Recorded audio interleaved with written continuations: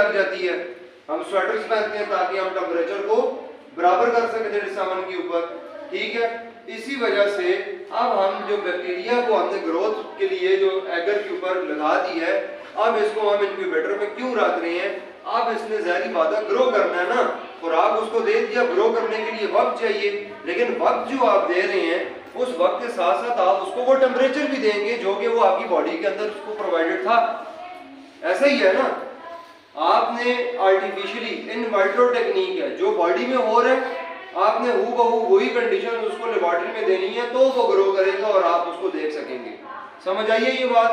तो अब आपने न्यूट्रिएंट्स तो उसको बॉडी वाले दे दिए जो बॉडी के अंदर उसको थे, ठीक है।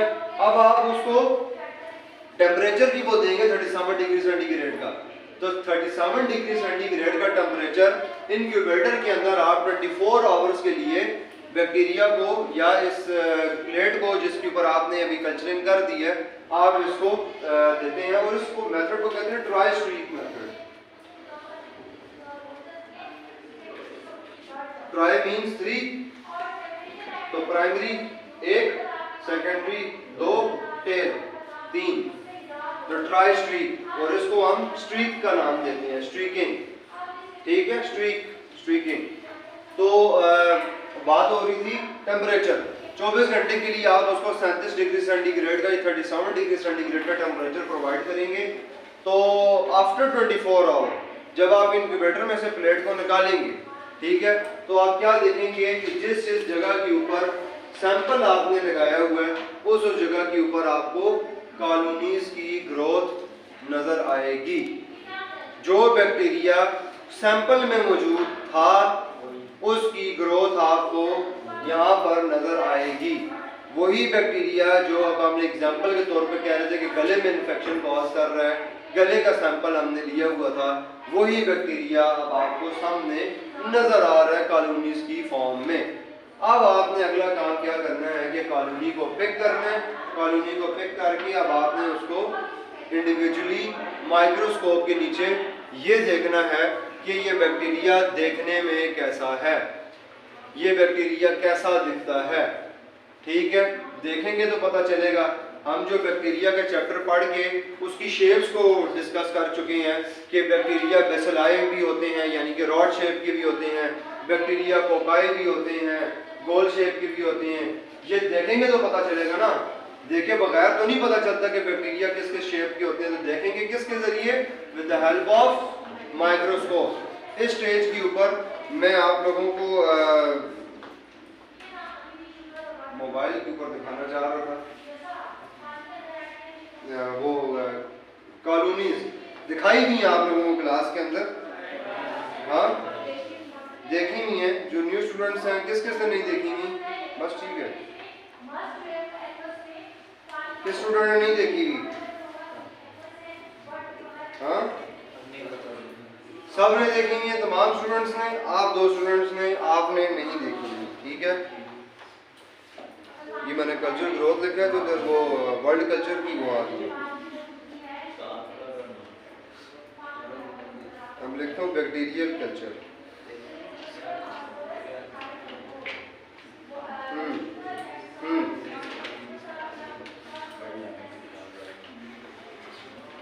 Know talking please.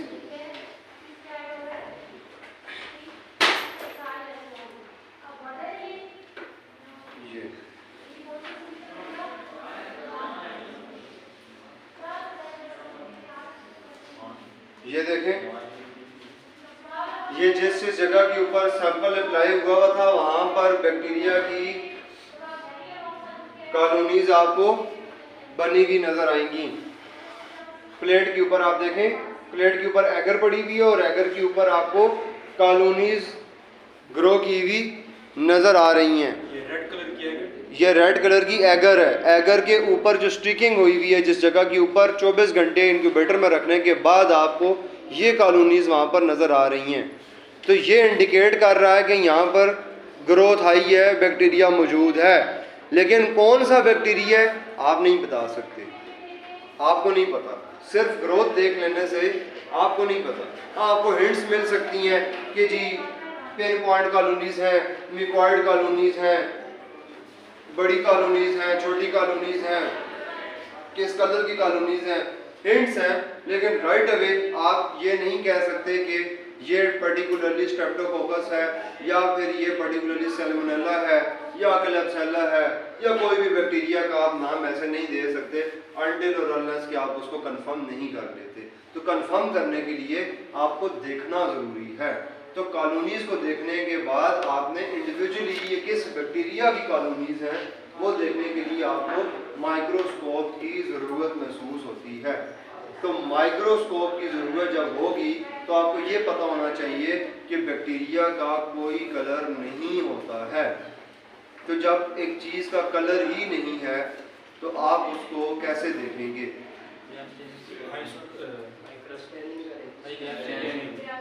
स्टेनिंग करेंगे। गुड, स्टेनिंग करेंगे। स्टेन का क्या मतलब होता है? टू गिव कलर, कलर करेंगे, बैक्टीरिया को कलर देंगे। अब अगली स्टोरी स्टार्ट होगी यहाँ से आगे कि अब कलर कैसे दिया जाए। पहले था खुराक दी जाए, कौन सी खुराक दी जाए डिस्कशन की, चॉइसेस होती हैं हर बंदे की, जिसमें हर बैक्टीरिया की चॉइसेस होती है, वो डिस्कशन की, ठीक है। अब बात आई देखना है, ग्रोथ करवा लिया, फिर नहीं, फिर बीच में पॉइंट हो रहा है टेम्परेचर कैसे प्रोवाइड किया जाए, वही वाला जो ह्यूमन का, तो वो हमने इनक्यूबेटर उसका हल निकाला। अब पॉइंट आ गया कि अब हमने माइक्रोस्कोप के जरिए देखना है और देखने के लिए कलर करना है, तो कलर कौन सा किया जाए? कलर ये कोई वो ड्राइंग तो नहीं है कि कोई सा भी दिल करेगा येलो कर दिया, ऑरेंज कर दिया, ब्लू कर दिया, ऐसा तो नहीं होता। तो इसके लिए कंसेप्ट लेने के लिए यहाँ से आपको मैं बताना चाहूँगा कि सबसे पहले आप ये देखें कि ये दीवार के ऊपर ऑरेंज कलर हुआ है, ठीक है। इस ऑरेंज कलर के आप कपड़े भी पहनते हैं, ये ऑफ वाइट कलर हुआ है, ये ब्लू कलर हुआ है, इन कलर्स के आप कपड़े भी पहन रहे हैं, इन कलर्स की आप गाड़ियाँ भी देख रहे हैं, इन कलर्स के आप डिफरेंट चीज़ें अपनी रोज़मर्रा की लाइफ में देख रहे हैं, ठीक है। चेयर्स के ऊपर भी ब्लू कलर हुआ है, दीवार पे भी ब्लू कलर हुआ है, गाड़ी भी ब्लू कलर की है, कपड़े भी ब्लू कलर की है, कलर तो कलर है, कलर तो ब्लू है, ठीक है। लेकिन पॉइंट इज दैट कि जिस तरीके से दीवार के ऊपर ब्लू कलर किया गया है, क्या इसी तरीके से कपड़ों के ऊपर भी ब्लू कलर किया जाता है? नो। क्या इसी तरीके से गाड़ियों के ऊपर भी ब्लू कलर किया जाता है? नो, ठीक है। क्यों? Why? Yes, nature of the object is different. तो गोया हमें यहाँ से एक क्लू या एक पॉइंट और मिला कि कलर करने से पहले हमें मटेरियल को भी देखना है कि कलर किसके ऊपर किया जा रहा है। बैक्टीरिया को ऐसे ब्रश के साथ पेंट नहीं कर सकते, ठीक है, या वो पेंट गन लाकर मोटर लगाकर बैक्टीरिया को कलर कर रहे हो, ऐसे नहीं होता, ठीक है। तो बैक्टीरिया को कलर करने के लिए बैक्टीरिया के स्ट्रक्चर को समझना जरूरी है कि बैक्टीरिया का स्ट्रक्चर क्या है, ठीक है। इसके ऊपर फिर ये जो स्ट्रेनिंग आई, ग्राम स्ट्रेनिंग, ये ग्राम साइंटिस्ट था, एक्सपेरिमेंट्स होते रहे, प्रैक्टिकल्स होते रहे, पुराने वक्तों की बातें हैं, ठीक है। करते कराते एक निचोड़ निकाला गया और हमें ये बताया गया बहुत सारे एक्सपेरिमेंट्स और बहुत सारे तजर्बों के बाद ये पता चला हमें, जो आज हम पढ़ रहे हैं, gram positive bacteria, gram negative bacteria, cell wall different है। ग्राम पॉजिटिव बैक्टीरिया की सेल वॉल में पेप्टोग्लाइकन इतनी परसेंट 70% में है, ग्राम नेगेटिव के अंदर 20 to 30% के अंदर है। ये सारी चीज़ें हमें स्ट्रक्चर बता रही हैं। तो बैक्टीरिया के स्ट्रक्चर को समझने के बाद जो स्ट्रेन फाइनलाइज हुई और जो लॉ बना वो थी ग्राम स्ट्रेनिंग। साइंटिस्ट के नेम के ऊपर ही इसका नाम रखा गया, ग्राम स्ट्रेनिंग इसको कहा गया। तो ग्राम स्ट्रेनिंग वो फिर टेक्निक थी जिस टेक्निक से बैक्टीरिया की सेल वॉल के अंदर कलर जो है वो एब्जॉर्ब हो रहा था और बैक्टीरिया कलर शो कर रहा था। ये टेक्निक जिस तरीके से दीवार के ऊपर भी हमें साइंस अभी आई है ना, हमें पता है ना कि दीवार के ऊपर कलर ऐसे नहीं किया जाता क्योंकि दीवार की नेचर डिफरेंट है, दीवार के ऊपर मटेरियल डिफरेंट अप्लाई हुआ है। वही कलर आप प्लास्टिक की चेयर पे करेंगे तो नो, उस तरीके से नहीं करेंगे, किसी और तरीके से करेंगे। वही चीज आप लकड़ी पे अप्लाई कर रहे हैं, नो, नेचर डिफरेंट होती जाएगी, टेक्निक चेंज होती जाएगी। ये टेक्निक्स भी एक्सपेरिमेंट्स के बाद पता चली। इसी तरीके से बैक्टीरिया को किस तरीके से कलर करना है, ये भी बैक्टीरिया के स्ट्रक्चर को समझने के बाद ये टेक्निक जो है वो डेवलप हुई। तो इस टेक्निक को फिर बोला गया, स्ट्रेनिंग टेक्निक को ग्राहम स्टेनिंग का नाम दिया गया। ठीक है, ग्राहम स्टेनिंग का इसको नाम दिया गया। तो ग्राहम स्टेनिंग को इंशाल्लाह हम कमिंग क्लास के अंदर डिस्कस करेंगे कि फिर ग्राहम स्टेनिंग में कौन कौन से मटेरियल्स आपके पास मौजूद होते हैं और फिर ग्राहम स्टेनिंग के बाद बैक्टीरिया किस तरीके से बिहेव करेगा, कौन सा कलर शो करेगा। दो ही कलर शो करेगा, या वो आपको यस पिंकिश रेड कलर के बैक्टीरिया शो होंगे under the head of microscope, या फिर आपको पर्पलिश ब्लू कलर के बैक्टीरिया नजर आएंगे। तो दोनों तरह के बैक्टीरिया देखने में जो पिंक नजर आए या फिर वो ब्लूइश नजर आए, आप एक फॉर्मुलेशन देते हैं, आप एक रिजल्ट देते हैं कि जो पिंक कलर के बैक्टीरिया शो हुए हैं these are gram negative bacteria, and जो ब्लू कलर के बैक्टीरिया शो हुए हैं these are gram positive bacteria. ठीक है, तो इस वजह से और क्यों देते हैं वो इंशाल्लाह हम स्टडी करेंगे।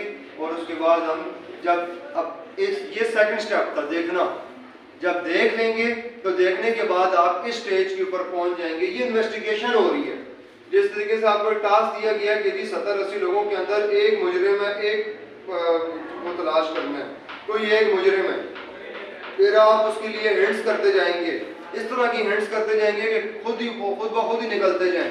जैसे सबसे पहले आप खुराक लगा रहे हैं, तो मैं जैसे लेट से यहाँ पर रख दे तो चलो बिरयानी कहूँगा तो सारी खाएंगे। एक बात करूँ, चलो मैं यहाँ पर जो है वो हाँ सफ़ेद चावल और साथ दाल कर देता हूँ। ठीक है, कोई सी भी दाल है, फिर कोई एक नाम नहीं लेता दाल का, फिर सारे को के नहीं हम खाते हैं। तो हो सकता है यहाँ पर क्लास के अंदर आधे बचेंगे जी हम नहीं खा रहे, तो जो नहीं खा रहे वो तो वैसे साइड पे हो गए।